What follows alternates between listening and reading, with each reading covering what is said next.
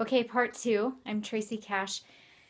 There was a part one video talking about some of the history and the benefits of Reiki, a little bit of the research. If you're interested in more research, oh, and this is Molly.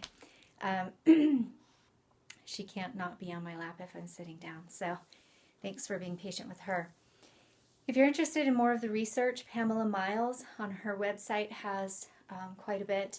Reiki in Hospitals has some research around Reiki. PubMed is also a great source of any kind of research related to complementary and integrative health practices, such as Reiki. So feel free to look into that and see what you can find if that interests you. I also wanted to talk about I think I talked about what a treatment involves.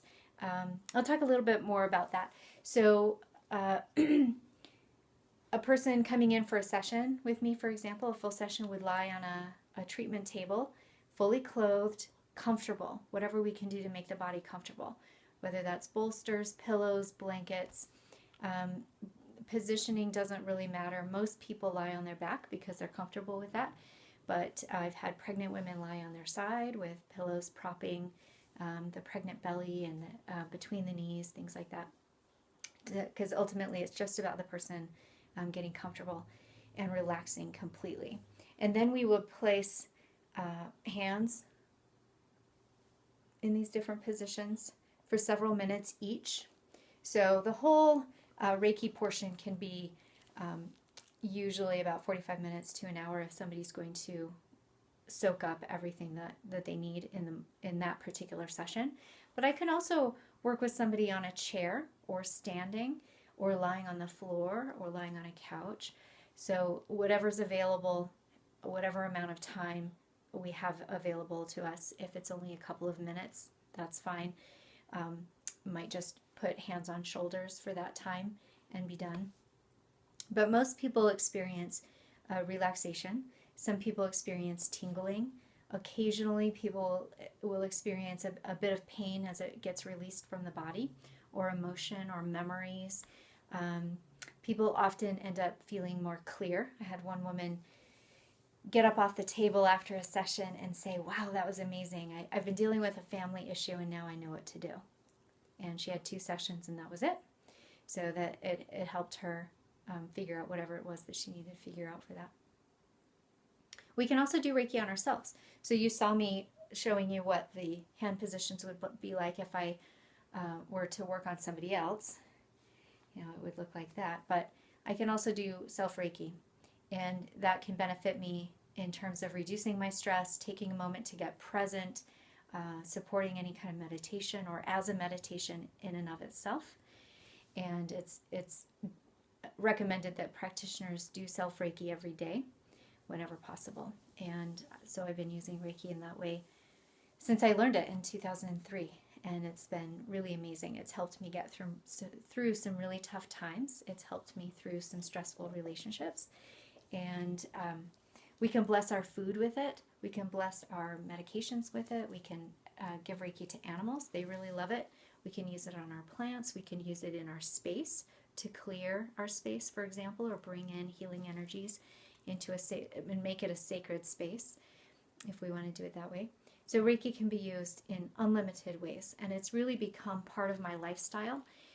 And it often does for people as they start realizing, oh, I have this new tool. Because my students, for example, will come to me and say, oh, I've been dealing with this thing, or I'm trying to find a place to live, for example. And I'll say, well, did you use Reiki? Not only to help with the stress of it, but to help find the resources that they're looking for. So in that way, Reiki functions like a prayer. We can ask Reiki to help us in particular ways, and it will support us in the way that's for the highest good. So we've gone over in the first video, we talked about what is Reiki, the history, some of the benefits, and treatment, some of the research. So we've covered all that. So now I just want to talk about training and what's involved in training. Every teacher's different. I started out the first video talking about how there are many stories about Reiki. Reiki is very flexible and personal. there's no doctrine or dogma attached to it, so we can make it our own, which is something I really like about Reiki. It's not regulated in the way that some other professions are if somebody's going to use it professionally. And in my classes, I do talk about that if somebody wants to work with Reiki professionally, what the Utah laws are. And traditionally, there are 3 levels of Reiki. I add an advanced Reiki training. There are other teachers who do that as well. My advanced training is a little bit different though. So the first level across the board, I think with most teachers, is going to include a history of Reiki, how to practice on yourself and others, a level 1 attunement, the benefits of Reiki, those kinds of things.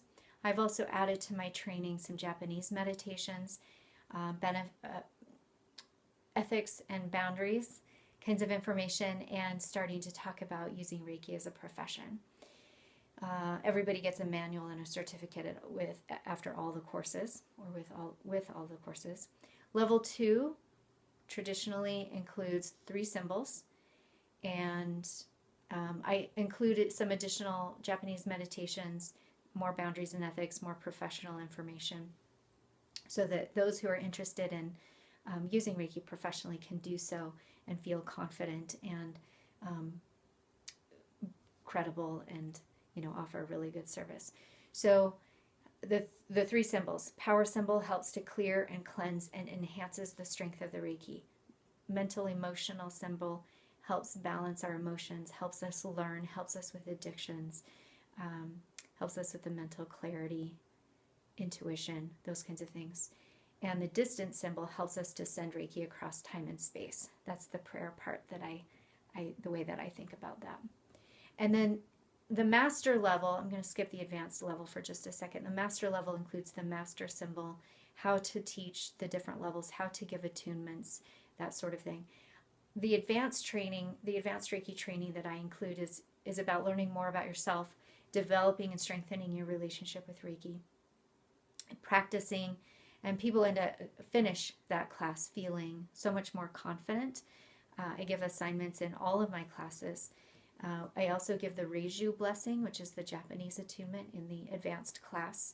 And that one's a preparatory class to help people feel ready to serve with Reiki and to do more of their own personal healing. And then in the master class, again, we go over the master symbol, how to teach, how to give both the Western attunement and the Reiju blessing.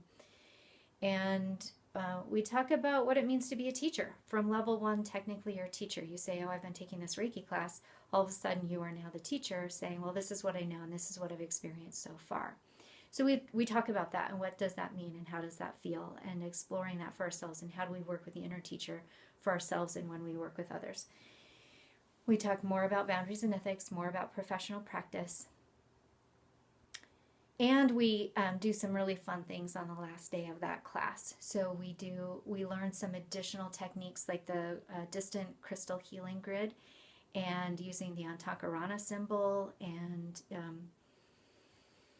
then some additional Japanese practices that help develop our intuition, Byozen scanning, so that we can learn how to scan.